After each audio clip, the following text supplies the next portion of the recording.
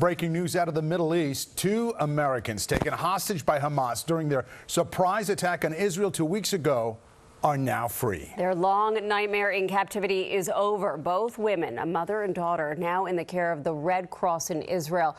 Judith Ronan and her 17-year-old daughter Natalie are from Evanston, just outside of Chicago, and they were in Israel for a relative's birthday when they were taken hostage. Their conditions right now unknown. Hamas says that they were released for humanitarian reasons. Meanwhile, conditions on the ground in Gaza are getting worse by the hour as Israeli strikes pound the Palestinian enclave. Hospitals report they are almost out of fuel to run their buildings and care for their injured.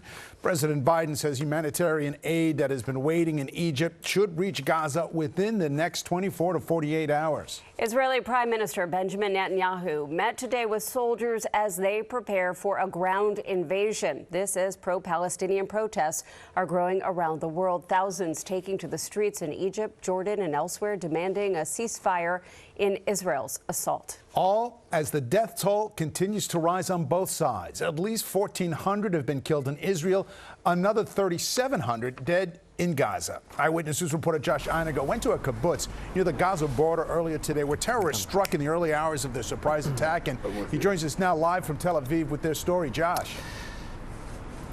Well, Dave, all of the information you just relayed started really 2 weeks ago with the attacks over the Gaza border of multiple locations, 16 kibbutzes at least, and that, of course, that music festival. And it is important to look back at the devastation down south. We had an opportunity to see for ourselves, and the fact is, pictures and words really don't do it justice.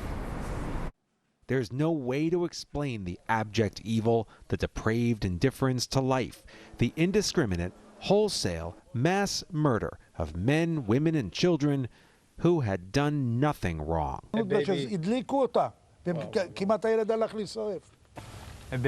I mean, 7-8 days old.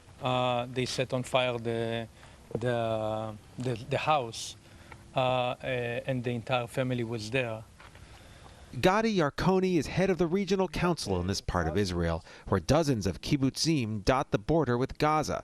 At Kir Oz, death hangs in the air after teams of terrorists from nearby Gaza blew a hole in the fence surrounding the kibbutz, and on a sleepy Shabbat morning, rampaged an entire town. It was not just a killing, he told me.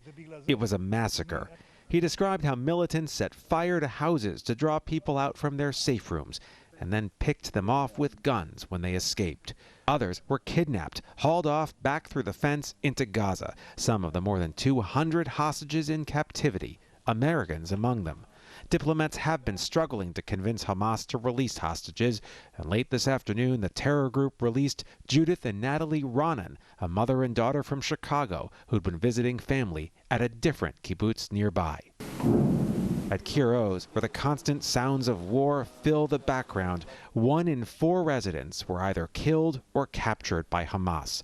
In this house, militants blew out a wall to access a safe room and kidnapped the couple inside. Today, their family asked a group of volunteers to retrieve their personal effects. Volunteers like Sefi Arieli, a native New Yorker. You think of war, you think of a battlefield.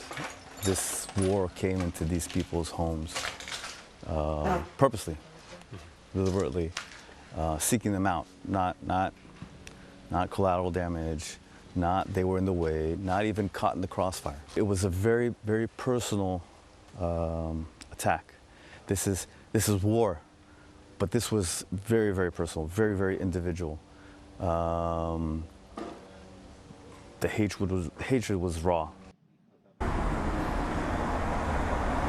There is so much volunteerism in and around these kibbutzes, a lot of people who are trying to assist displaced families, members, people who are waiting to find out about word of hostages. News taken as a good sign by family members that those 2 hostages have been released, but there are still so many more to go.